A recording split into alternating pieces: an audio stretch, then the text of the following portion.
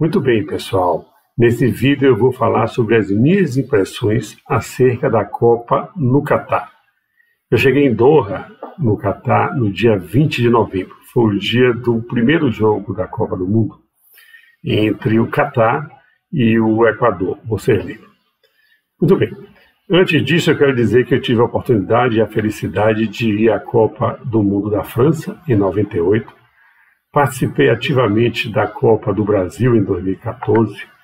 Fui à Copa da Rússia, em 2018. E fui nessa Copa agora, no Catar, em 2022. E o que é que eu achei da Copa no Catar? Como nós sabemos, essa Copa foi precedida por muitas turbulências. Turbulência na escolha da sede, com relatos de ter havido corrupção, é uma possibilidade, não vou entrar no mérito da questão aqui, mas gerou muita turbulência. Turbulência com a mudança da data, nunca tinha havido uma Copa nesse período, novembro e dezembro, usualmente a Copa sempre ocorreu nos meses de junho e julho, a cada 4 anos, agora mudou para um outro período por conta do calor no Catar, no período tradicional da Copa do Mundo, que seria junho e julho, chega a dar 50 graus lá, impraticável para a prática do bom futebol. Então foi mudado, gerou alguma turbulência. Outras turbulências relacionadas a relatos de acidentes e mortes de operários durante a preparação dos estádios, a construção dos estádios, a construção e a preparação de toda a infraestrutura que o Catar desenvolveu para poder abrigar essa Copa do Mundo. Isso também gerou muita turbulência, um clima que não era um clima muito agradável, não era um clima muito favorável. Você imagina, misturar corrupção, história de corrupção, mudança de dados, esse relato de acidentes. Tinha muita turbulência, tinha alguma turbulência também acerca de como seria o comportamento dos torcedores. Seria permitido comemorar, abraçar, beijar, enfim, tudo que se faz no estádio durante uma Copa do Mundo. Havia muita turbulência, muitas informações desencontradas sobre isso. O que nós vimos lá é que o comportamento das torcidas no estádio, eu fui para vários jogos, comportamento normal. Quem tinha que gritar, gritou, quem tinha que pular, pulou, quem tinha que abraçar, abraçou, quem tinha que beijar, beijou. Fora do estádio, a coisa já foi um pouco diferente, né? Tinha comemorações? Tinha. Bebida em público? Não podia. Eu vou falar sobre isso, né? Tinha também turbulência acerca da postura das mulheres. Sabemos que as mulheres no Catar, por uma questão da cultura e da religião deles, tem muitas restrições às mulheres. Como seriam as restrições impostas às mulheres que fossem à Copa do Mundo? Tinha essa turbulência também, assim como tinha acerca do uso do álcool e do cigarro. O relato é que não podia se beber, hipótese alguma no Catar. Depois surgiu a história que poderia se beber na FanFest ou beber nos estádios, depois poderia beber só nos hotéis. O que é que nós vimos? Não pode beber em público em Doha. Isso eu presenciei. Não teve bebida alcoólica nos estádios, isso eu presenciei. Teve bebida do patrocinador oficial? Teve. Cerveja, mas cerveja sem álcool. Agora, nos hotéis, onde eu fiquei, por exemplo, e vários outros, nas festas privadas, o álcool corria solto. E tinha gente que bebia e bebia muito. Agora, quem bebia e ia para a rua e a fiscalização detectava que estava com um nível alcoólico acima do permitido, pois lá que é zero, eles eram recolhidos, ficavam numa tenda, esperando o teor alcoólico baixar, para depois, então, ser liberado. Essas foram as informações que chegaram para mim, as pessoas que estavam no hotel, e depois relatos da internet. Acerca do cigarro, que não podia fumar de jeito nenhum, não foi isso que eu vi lá, não. Eu vi gente fumando lá em tudo quanto é lugar, na rua. Não vi fiscalização, não sei se foi por conta da Copa do Mundo, mas não vi ninguém sendo impedido de fumar. Eu não vi fumar nos estádios, isso eu não vi, mas na rua eu vi sim. Eu penso que a Copa no Catar, ela teve uma vantagem, teve um ponto muito positivo e muito favorável, que eu não tenho visto assim, uma abordagem maior sobre isso. Mas, assim, qual foi o ponto positivo que eu vi da Copa do Catar? O fato da Copa ocorrer praticamente em apenas uma cidade. Vários estádios, mas apenas uma cidade. A distância entre um estádio e outro é pequena, no máximo 40 e pouco, 50 quilômetros. Né? A comemoração, o congraçamento ocorria todos praticamente em Doha, que foi o centro, a cidade onde teve uma concentração de torcedores. Isso é diferente de uma Copa como foi a Copa no Brasil, onde a torcida de determinado time ficava em Salvador, a outra ficava em São Paulo, a outra ficava em Belo Horizonte, a outra ficava no Rio de Janeiro. Na Copa do Catar não, estavam todas em Doha, tinha um local lá, uma praça do mercado dele lá, onde todos se encontravam e fazia muita festa. Não vi confusão, e realmente é um país onde a chance de ter confusão é muito pequena por um motivo muito simples. Primeiro, a fiscalização é muito rigorosa. Segundo, policiamento na rua. Segundo, a punição é severa. E terceiro, é um país que não tem fronteiras abertas. O Catar, por uma situação geográfica, ela faz com fronteiras terrestres apenas com a Arábia Saudita. E essa fronteira está fechada. Então vocês só chegam no Catar ou de avião ou de navio, de barco. Então, se alguém fizer alguma coisa errada e pensar em fugir, vai ser difícil de encontrar o caminho de saída. Além da punição e da fiscalização, que é rigorosa. Então, assim, o fato de ser numa cidade só, voltando ao assunto, foi um ponto favorável. Em relação aos estádios, não tenho o que falar dos estádios. Eu conheci 3 estádios na Copa do Catar. O Al Tumama, o 974 e o Lusail, chamam de Lusail, ou Lusail. Todos com padrão FIFA. Você estando dentro do estádio, você não sabia se você estava no Brasil, na Copa do Brasil, ou na Copa da Rússia, ou na Copa da França, ou na Copa do Catar. Porque lá dentro a estrutura é a mesma, praticamente. Pequenas mudanças. Por exemplo, a comida do estádio, para o meu gosto, muito ruim. Eu comi um cachorro quente num determinado jogo lá, que eu nunca comi um cachorro quente tão ruim. A única coisa que dava para comer, no meu paladar, era pipoca, e mesmo assim, aqui e acolá. Mas os estádios em si, padrão FIFA, não tem o que reclamar. Tem uma diferença. Né? A maioria dos jogos que eu fui ocorreram à noite. 10 horas da noite, horário de lá, 4 horas da noite, horário do Brasil.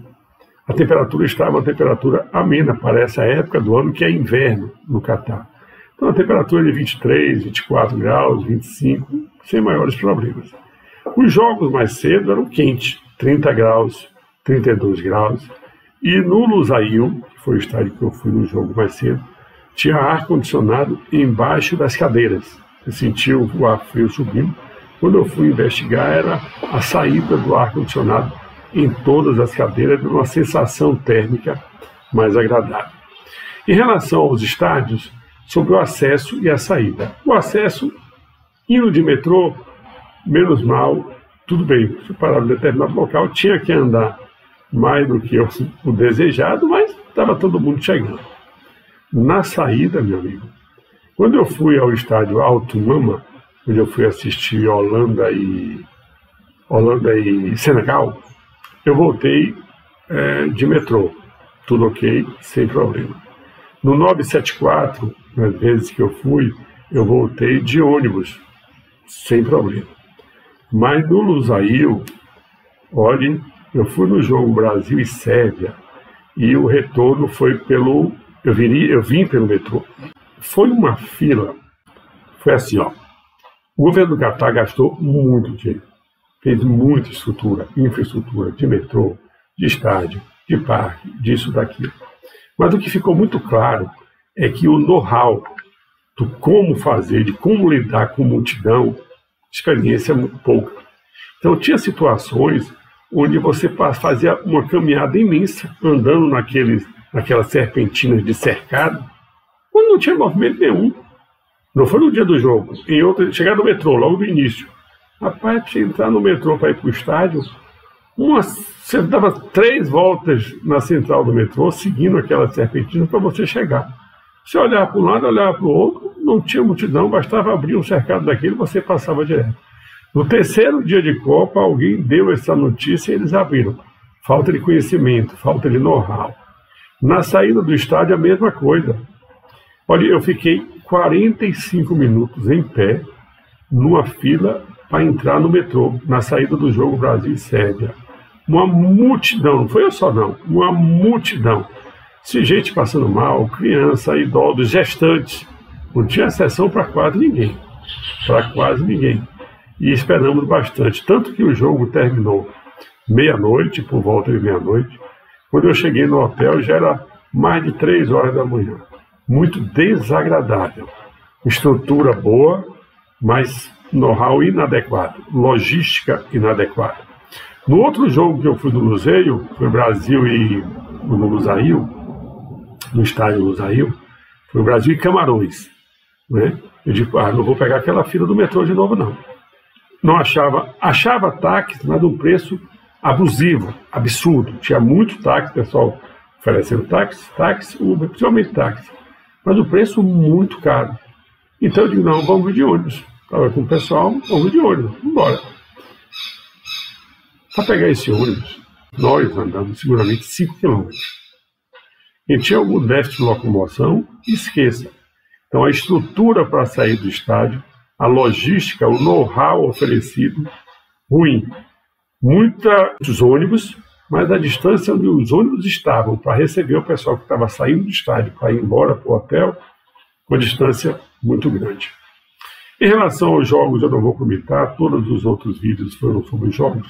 Eu queria falar um pouco sobre o Catar em si. O que é que eu achei do Catar?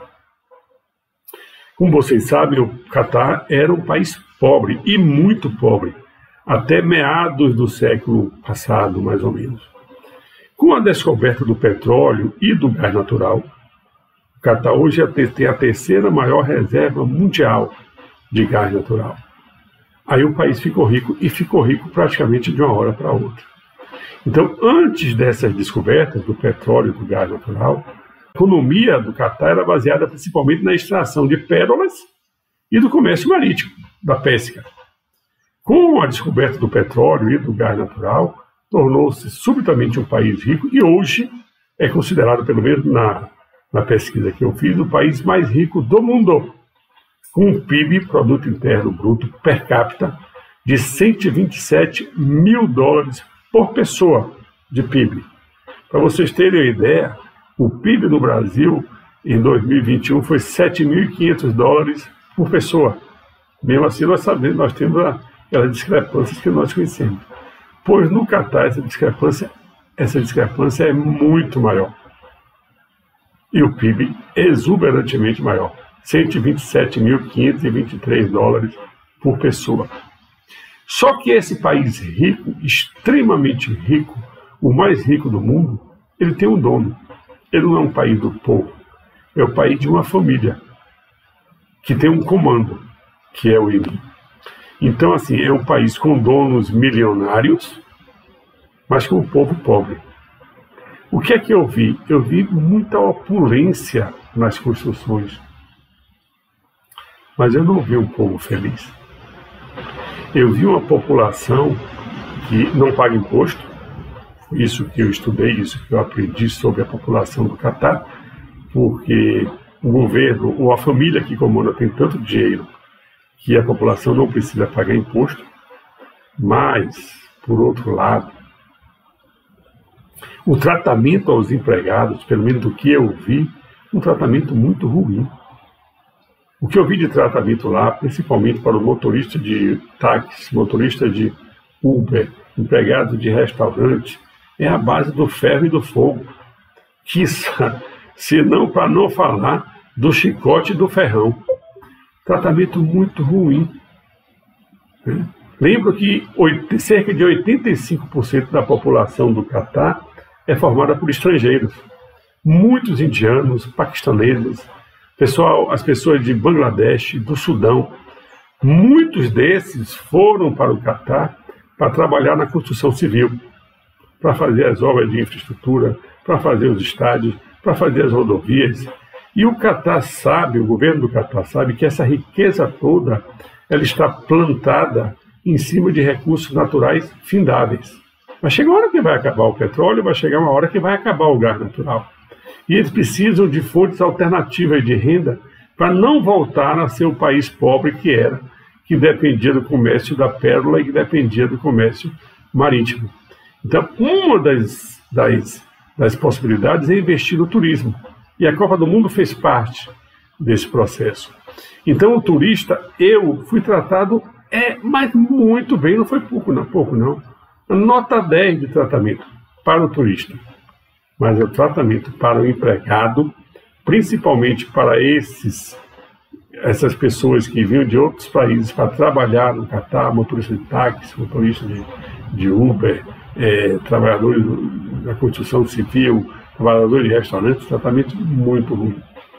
Eu fui como radialista, com o crachá oficial da FIFA e da CBF. O crachá de jornalista e de radialista abria praticamente todas as portas do Catar. Claro que não todas. Abriu as portas do palácio, até porque eu não fui lá. Mas assim, eles morriam de medo do radialista e do jornalista.